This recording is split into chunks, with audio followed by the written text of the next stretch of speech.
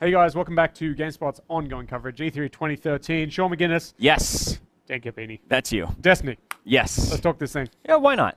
So we saw it at the press conference. We did. The Sony press conference. We saw it again behind closed doors.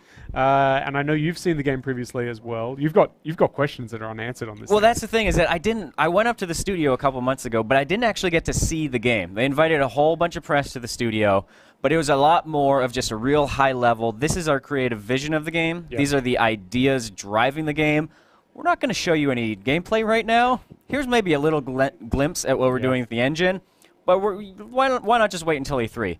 But one of the things I remember most from that visit is that kept using this phrase, it's a hopeful world. It's a game driven by hope. You know, it's very hopeful. And at the time, I was like, yeah, this is a hope game? Yeah, it's a hopey game. It's very hopey. At the time, I was like, what does that mean? It's a first-person shooter. You need conflict. You need violence. You need strife. And not only that, but the story here is that humanity has been driven to the brink of extinction. There's all these nasty aliens. It seems pretty dire. But all of a sudden, we saw this demo, and it starts with this gorgeous, sweeping panorama shot of like this natural outdoor vista outside in Russia, and you're like, oh right, yeah, that makes sense. This place is absolutely beautiful. This is like the planet that humanity is supposed to fight for. So even though it is a first-person shooter, it's sci-fi, and it can be really dark in places, I think that's kind of where the hope comes from. Yeah, and there's a few different influences here as we were going through. There's a little bit of Mass Effect, there's a little bit of Star Wars. I feel a lot of Star Wars in here, you know, that kind of like classical Western sci-fi mixture set to like this orchestral music. So based on the gameplay that they've shown so far, does that meet that initial vision that they sold to you? Was it what you expected to see from Destiny? I mean, what I like most about, what grabbed my attention most is the way that it's like the networking that they're doing with this game is constantly grouping players together. It's like an invisible matchmaker, basically. It's like, hey, you're playing this right now, and you're teamed up with maybe one or two of your friends. Here's another guy. He's in the same spot. He's a pretty similar rank to you. I'm just going to push you guys together, and you're going to be in the same experience. And if you want to play with each other, that's cool. But organic matchmaking. Yeah, and if you want to just pass them on by, that's fine. It's something that, like, you know, Journey did that, where everything happened under the hood.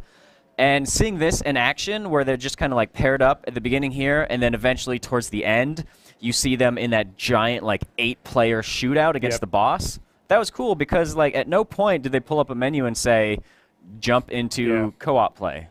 Or go to location, try to meet up with friends, right? And, you know, have the experience of having to do the partying up front. Right, yeah. They're kind of just, they're ironing out the wrinkles of multiplayer and just kind of like, you know, it's kind of a cliche at this point, but they're really blurring the lines between single and multiplayer.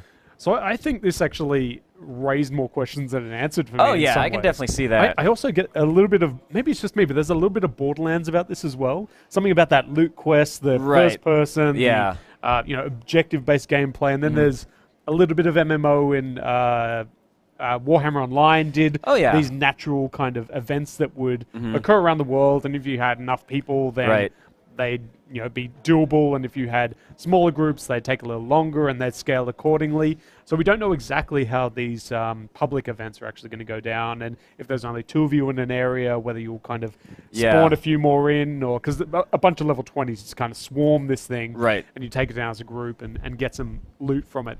The other thing that seems cool is that it looks like each weapon has its own skill progression system. Yeah. And a lot of them seem to be like rare weapons with their own unique names. One thing I liked was that later on in this demo, they kill one of the bosses, and there's a loot drop, and one guy picks up this really sweet light machine gun. It's got electricity bursting out of it. That one's called Thunderlord.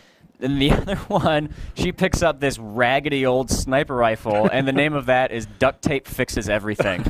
That's the actual name that you see in the menu. So it definitely kind of like, Bungie has always done a really good job of blending like really serious sci-fi with this really cheeky sense of humor, and I feel like that's something that they're still doing here. Yeah, absolutely.